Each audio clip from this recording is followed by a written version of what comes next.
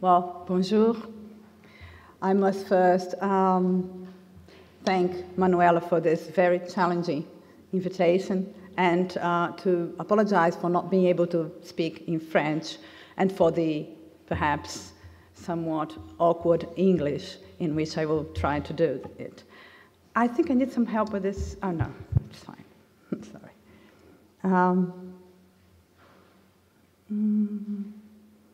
Being a user of Macintosh. Oh, sorry. No.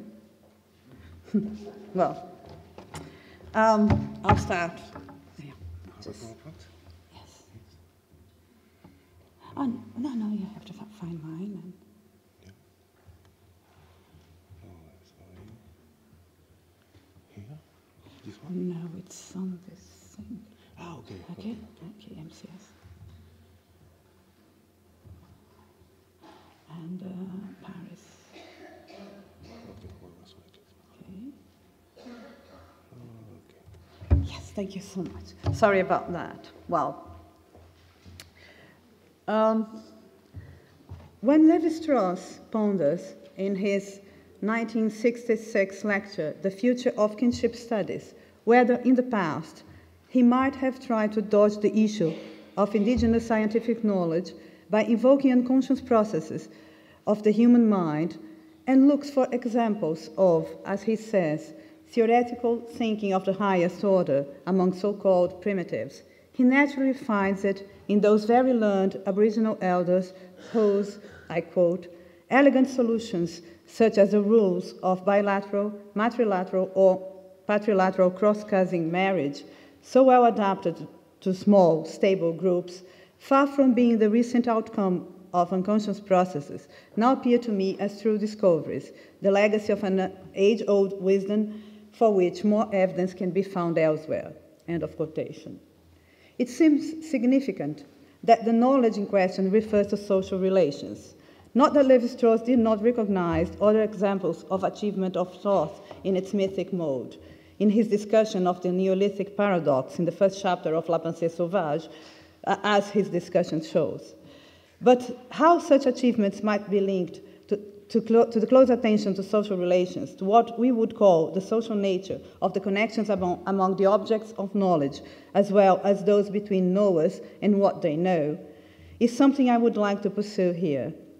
Doing so, I try to follow Tony Crook's caution against the inclination to take knowledge as a universal category, a thing liable to general possession, production, and transmission.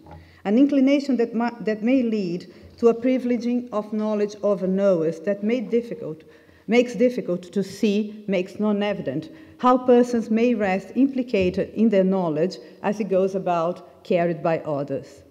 Now, if the decoupling of relations among knowledge from relations among ideas provided anthropology with the facility for recoupling them, for rooting connections through persons, as Stratton puts it, that gave such an impetus to the discipline. We are now facing outside it some very practical and consequential decoupling and recoupling regarding indigenous knowledge. In these circumstances, asking what kind of person is the knower of such concrete science may afford a valuable perspective on what kind of knowledge it may become when other knowers come to know it. I will try to pose a problem in terms that seem to me congruent to the practical challenges faced by the Kinseji, also known as Suya, a northern G people of central Brazil, with a population of 400 living next to the Xingu Indigenous Park in the state of Mato Grosso. They are today as much engaged in the project of knowing the knowledge of others, taking courses promoted by government or NGOs to become teachers, health workers, or filmmakers, getting involved in environmental initiatives and indigenous political associations, and sometimes moving to nearby towns to attend school, as they are in having their knowledge known by others through language and cultural documentation projects, commercial contracts, and last but not least, collaboration with these anthropologists and other researchers. Well, in fact, they are more engaged in the first kind of project, but worry a lot about the second. Their worries turn around two main questions. The first, how to disconnect, decouple, persons and what they know, in order that bits of their knowledge may be transacted beyond the sphere of their ordinary circulation, its traditional social context. There is the circle of previously known persons. The issue here concerns particular knowers, the form their separation from their knowledge may take. The second question refers to how to round up such particular transactions so they can be apprehended as taking place between themselves as a collectivity and those others that are external to it. The issue here concerns the creation of a community of knowers, the forms knowers may take. The critical challenge being in regimes such as this, where knowledge is showed in persons, in the person of the knowers and in the persons they know, not the preservation of bits of knowledge given away, but its continuance in people as perceptible effect on bodies that know and are known, on their relations. In what follows, I will first seek to establish, through ethnographic example, the ground for these two questions, describing how land and water is known by the Kinseji, that is, by different kinds of knowers, shamans, storytellers, and gardeners. They are all specialists, if by specialized knowledge we mean that which implies a particular kind of knower. This is important for an understanding of what is required for this specialist knowledge to become general, and of the implications of such a move. To probe into that, I will then introduce a fourth figure, the indigenous researcher, one that is seen by the Kinseji, not without concern, as the opposite of a knower, but also as the embodiment of a general knowledge as created through the transactions in which they are now involved with the previously unknown world of non-indigenous knowledge. In the early days of my research, some 8 years ago, I witnessed an apparently commonplace exchange between two important men of the main Kinseji community, Goiveri. There's one. They were the chief, who has been the main leader of all Kinseji for the last 50 years, and his paternal half-brother, who is a shaman of a visionary kind, one that does not cure, but in dreams is able to see and hear other beings as persons, and bring their songs and names, as well as news from the dead, to his fellow villagers. This shaman had been fishing in a small affluent downstream and had noticed unusual patterns in the water surface of a lagoon or pool. He wanted to know whether the chief had heard anything about Komdu, water monsters, ever being spotted there. He had. This interaction is exemplary of the coming together of two very different capacities that are crucial to Kinseji knowledge of the land, or, in this case, water. Or, more exactly, places. I say knowledge where they might say action, since the art of knowing the forest resides in the proper behavior regarding particular places, the language providing many expressions for qualifying behavior as bad or proper, built on the root by, for knowing, listening, and thinking. To know a place is to know its history and potential, what and who made it as a significant point of reference for future actions and experiences. And for this, you need to remember the stories or to be able to see the invisible and hear the inaudible. Two complementary but not too congruent abilities that require very different talents. The chief is a respected teller of stories. He knows many Metunharen tales of the ancient that refer to the times of transformations, as they say in Portuguese, when animals, humans, artifacts, and spirits could change into one another easily, as well as narratives concerning more recent events, most of them war episodes, in which the scene is dominated by the actions of warriors, and especially Wayanga, the curing and deadly shamans that retained some of that old potential for metamorphosis. I will restrict myself to these historical narratives situated in the post-mythic times, which are specifically connected to knowledge of the land. Kinseji history is a special history, written for those capable of reading the forest in the landscape. In accordance with this, their knowledge of the land, of the mesh of interrelated places constituted by the events that transpired there, is a historical or narrative one. It depends on particular journeys. And a journey is always somebody's journey. So kinship territory is finally differentiated by the concrete experiences of those who lived the stories, and history here is personal reminiscence. This does not mean, of course, that the Kinseji I know lived themselves the adventures registered in the place names they recited to me. But those stories are different from the Metuyarem stories because of the specific kinship relation that link their main characters, always named, to those who narrated them to their present narrators. Every telling of such story ends with something like, I tell you this now, as it was told to me, but by my grandfather so-and-so, who heard it from his uncle so-and-so. And if there are different versions of a story, it is because they rely on different reminiscences of narrators who, if they did not experience the events themselves, saw the places where they happened, having learned, possibly in situ, from a father, uncle, grandmother, their own personal version of the facts that made that place memorable to them. It was in this way that the chief's knowledge about the Komdu in that river came to him. His father had showed him that pool. But the past is not the key to everything. There are encounters that lay in the future as a possible path for events that people's actions will bring about. Shamans of the kind the Kinseji call Mekatuankeri, a person without spirit, are capable of anticipating such paths. These are people, men usually, but not necessarily, who are separated from their souls, who live elsewhere with other beings, the soul, birds, bees, arrows, ants, fish, the dead. Capable of listening and understanding the songs and speech of these beings, of seeing them for the persons they are, Mekatuankeri are the source of new songs and personal names for the Kinseji.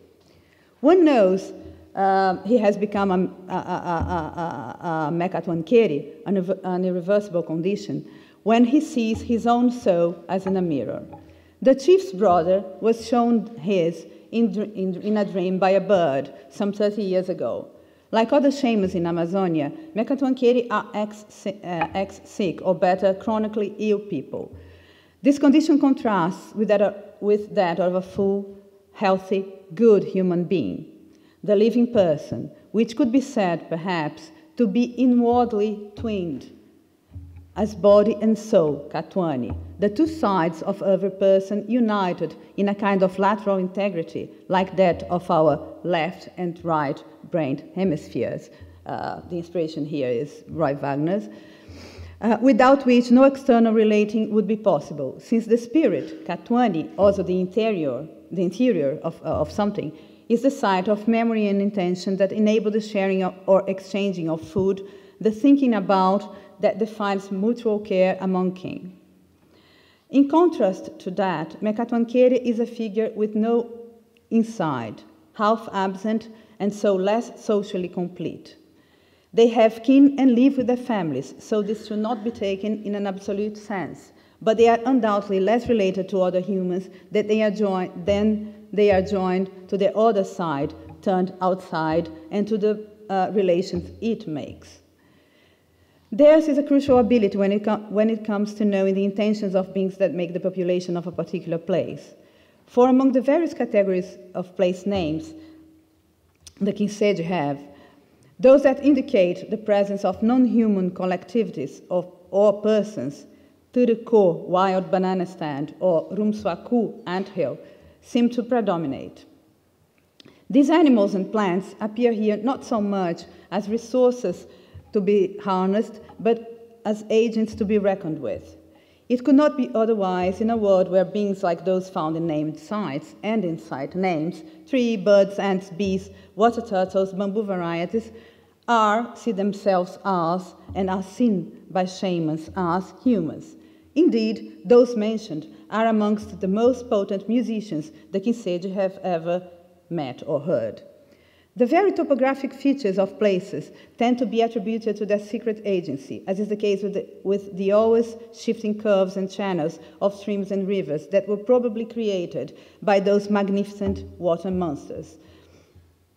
So, for the Kinseji, building houses and villages, clearing gardens, traveling and camping, hunting, fishing, collecting fruit, or chopping wood, without provoking disaster or conflict, is an art based on the capacity to identify such agencies. To know the land is to perceive its characteristics as aspects or products of actions of some other subject.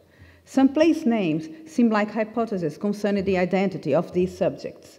Others are like reports regarding particular encounters in which such hypotheses got validated or refuted. The dream of a shaman is one heuristic procedure for the construction of such hypotheses. The testimony of close named ancestors is another, but real proof lies elsewhere. To see names as a register of such interactions helps to understand some salient aspects of Kinseji toponymy, its changing and multiple character. Names being replaced by other names in time, and different names being used by different people, created the impression of a multitude of maps that do not represent just one territory. So, very much depends on who is telling the story. Regarding the past, this may be of little consequence, personal inflection that gives an original flavor to a collectively shared and cherished tradition. Forming a background of connected, narrated places and events, which, as a register of past interactions that provide the ground for future ones, the Kinseji call their land. But the making of places in the present activates and actualizes those connections in particular ways, and it is here that personal inflection may make a real difference. For the position as knowers of tellers and shamans, such as the chief and his brother, reflects not only on the contents of the knowledge they hold or impart, it reflects upon themselves and in their relations to others. It is registered in them, on them, and on the objects of their knowledge as the source of their mutual, even common, bodily constitution. What tellers like the chief, there are others, like this woman, specialize is in the knowledge of named persons and of the lives and works of those named. These are people connected to him in a particular way, directly or indirectly through kinship and some para-kinship ritual relations. No surprise if Tara seems to be related to everybody. The chief, besides being the son of a well-respected previous leader and teller, has the deepest genealogy I could elicit. He calls almost the entire population by kinship terms and respects food restrictions in case of illness for many people outside his immediate family, a sure sign of his body size. Connections in the past, by being remembered in narrative, observance of taboo, food sharing, and the giving of presents, all referred by the Kinseji as ways of thinking about others, become connections visible in the present, evident in the vitality of the things connected through his actions. The bodies of everybody in his house, their children, their gardens and plants, the artifacts they make, the fish they catch, will exhibit the beauty, fatness, colorfulness, shininess, cleanliness, and an unstable dual symmetry we are among the Ge. They attest to the truth of his knowledge. This is variously expressed through idioms of flesh, ni, and skin, ko, whose subtleties I will not have the time to explore here. What matters is how this evidence, as bodily evidence of his actions, validates whatever claim might have been advanced for his knowledge based solely on past connections. For instance, his connection to his father. Were he incapable of carrying on the latter's work as a leader, people might be reminded more often that he was also, in part, the son of a different man. We may see how what we call knowledge, being here directed, according to its sauvage inclinations, to the concrete properties or quality of objects, involve a concrete connection, a sensory or sensible one, between knower and known. Transmission, in this case, becomes a question of participating in such connection. Something similar could be argued regarding the shaman, allowing for the fact that his connections extend in different directions, as I hinted above, and his body takes a different form, one the Kinseji call soul, in fact, but this discussion would lead us too far. Instead of taking this route, I choose to discuss some possible implications of disconnecting or abstracting knowledge from these bodies of concrete subjects and objects through the example of gardeners.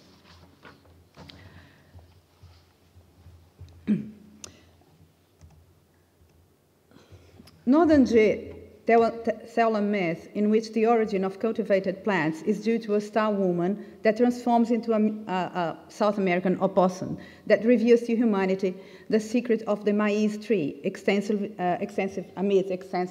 analyzed in Lévi-Strauss's first volume of the Mythologique. To the Kinsege, maize, revealed to them by an equivalent small animal, a mouse, did not grow in a tree, but floated in a river of foods, along with sweet potatoes, yams, squashes, and manioc. But they only learned to cultivate plants when someone burned his mother-in-law. An ancestress, this is presumed, it's the myth, an ancestress belly was full of food, starch, corn, manioc, and potatoes. People did not know.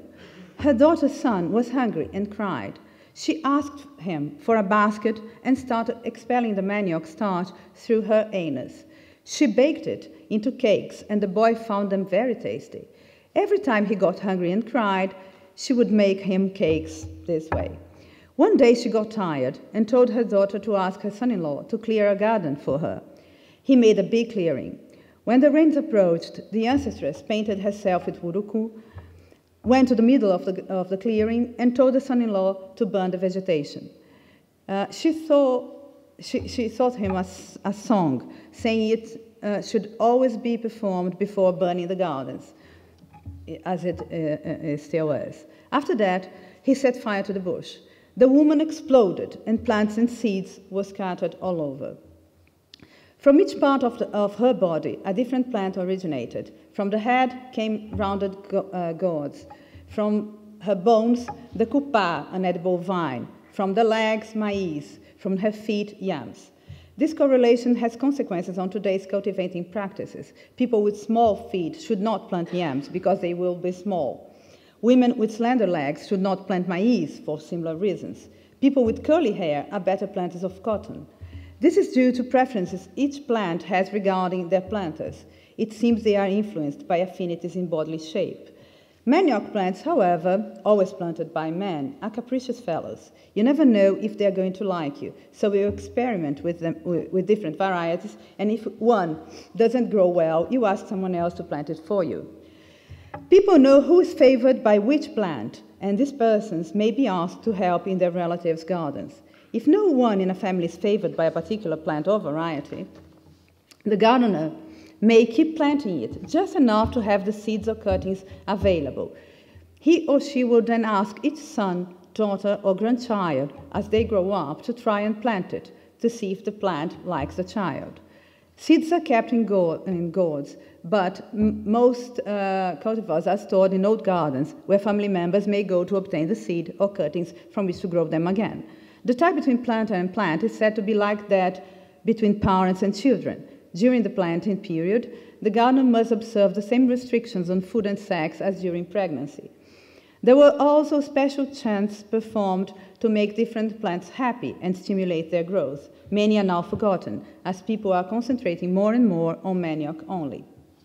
Gardeners, men and women, are then personally connected to their plants. They share physical features, they are bodily linked as kin are, they grow each other as kin do. And in the case of tellers and shamans, this makes the gardener's knowledge a specialized, particularized one. There is not a general corpus of agricultural knowledge shared by all the Kinsege. The biodiversity here is social diversity, or at least it used to be. For, as it also happens to kin, plants may be forgotten and lost. There were 2 occasions in which this happened in a large scale in Kinsege history. Reliance on manioc and fish is a recent 100 years development. It dates from the settling in the Xingu and the adoption of the technology for processing poisonous manioc from their Xinguano neighbors. Before the Xingu, they say, when they moved a lot, they depended more, as is the case with other Ge peoples, on other crops, like sweet potatoes, yams, and especially maize, a faster-growing plant whose seeds are easier to carry than manioc stalks. The Kinsege adopted bitter manioc and Xinguano cuisine with even more enthusiasm than they showed towards the neighbors' songs and dances. Their idea of a perfect meal is now manioc bread, Xinguano bread, with stewed fish. Nobody seems to care much about potatoes and yams anymore. Even corn, a ceremonially important food, has been neglected, and not every family plants it now. Today, this may have something to do with soil conditions, but the process took place long before this was a problem. The second occasion is now. As work on health, education, and other paid positions takes some people out of the gardening routine and relies on food bought on nearby towns becomes an option, the conservation of some plants and varieties is felt to be at risk. Manioc is not included in this. Some say expeditions to old, abandoned villages are necessary to look for varieties of maize, potatoes, yams, and spices not found at Goiveri anymore. Part of the problem lies here. Although there is no shortage of cultivable land in the Terra Indígena Wauí, good soil close to the village is another matter, as their tradition of moving villages every 10 years is countered by the fixing structures related to public service like school and health post. People are dealing with this by reducing the fallow period near home and opening more distant gardens in old village sites.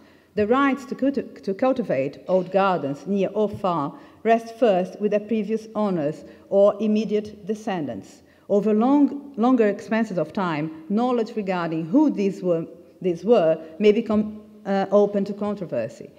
We can see how the concrete character of such knowledge may complicate matters.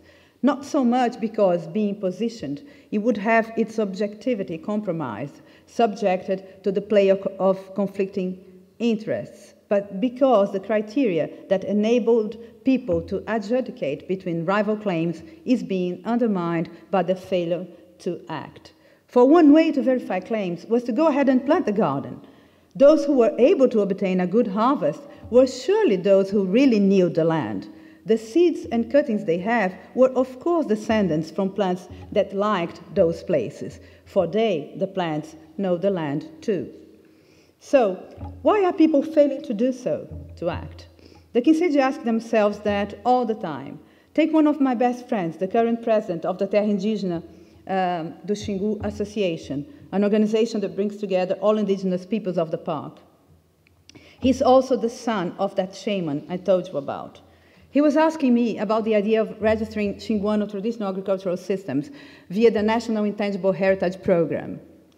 He's worried. He sees people neglecting their gardens, restricting themselves to the essential manioc, and they do not have many varieties of it, and thinks the association has to do something about this. It has to promote research through an externally funded project. Knowledge has to be recovered, but for he fears much is already lost. If people do not think about and care for the plants, they will leave, like ill-treated relatives do. You may go to old gardens and look for them, but they will not appear to you. This part of the problem refers to the concreteness I am claiming for the knower of such knowledge. The embodied character of knowledge in Amazonia has been commented by many. My concern here is with what this embodiment implies in terms of what kind of person the knower has to become for his or her science to be translated, let's pretend for now this is not an euphemism, into something our sciences would recognize as knowledge, since for some reason some Kinseji feel, my friend is not alone, that extending their transactions to encompass relations with non-indigenous agencies may help them to face that part of the problem. But what is the effect of decoupling persons and what they know so that the latter become available to transactions beyond the circle of their relations, past, present, or future? How to go from participation to transmission? Kinseji youngsters complain old people do not want to teach them anything anymore. Elders reply, young people are not interested in learning. Both are right. The occasions for such exchanges are disappearing, especially for men. Hunting and fishing expeditions, that moment in early evening when everybody rests in their hammocks before the men go to their nightly meetings, and young men and women escape for their adventures. Lazy afternoons in the men's house when they used to occupy themselves with basketry or making arrows. These occasions have all become too rare. Parents look to their children, and the future they envision for them is as teachers, nurses, filmmakers, or indigenous political leaders. Some like it, others don't, while young people are generally excited by such prospects. So what is the point for the elders to start with if their knowledge will not show in other people in a way they can recognize it? if it will have no effect. There is a point, my friend insists, for there are also new possibilities to explore. Relations with whites, government, NGOs, anthropologists, interested in their knowledge or culture, besides providing them with much desired monetary resources, create new occasions and motivation for those exchanges of knowledge among themselves, as well as new ways of knowing, techniques, writing, recording, transcribing, counting, measuring, and new technologies, computers, cameras, GPS. Their implications, what kind of bodies and relations will be produced by those very different sorts of interactions, are not clear to the Kinseji or anybody else. But one thing they perceive clearly, whatever they present us with in the course of such transactions, it has to appear as a property they have as an entity, there is a group, as their collective property, as it were. Knowers have to be departicularized. They may appear as Kinseji elders, but not as kin to some people as against others. In order to make this conversion possible, enter the indigenous researchers, pesquisadores indígenas. I will try to conclude with a few words on them, because if we want to interrogate autochthonous knowledge, we may not bypass those through which this knowledge is, in the Kinseji case, as perhaps in others, albeit not probably always, made available to us.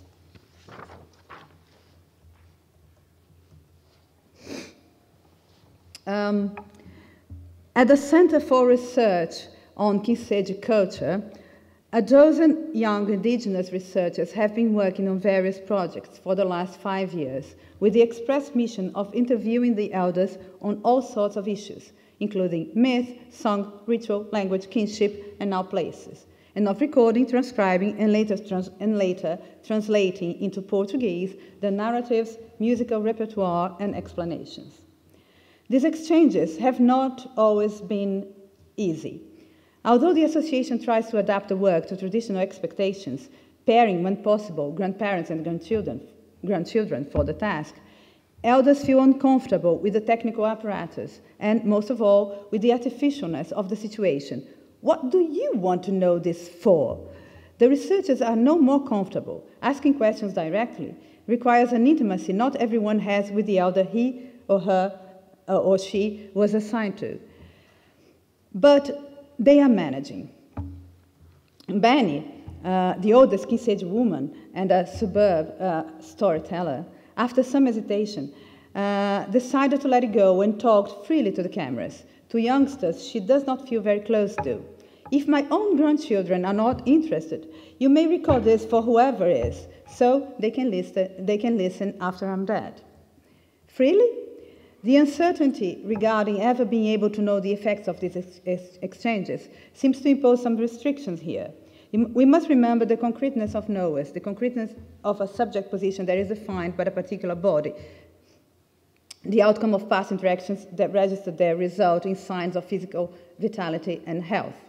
As a person grows old and knowledgeable, these signs should appear more and more in her children and grandchildren, as in her gardens, plants, houses, and other works, seen as extensions of her body as much as products of her knowledge. It is as demonstrable products of such knowledge that young people prove themselves prepared to take it and to participate in it.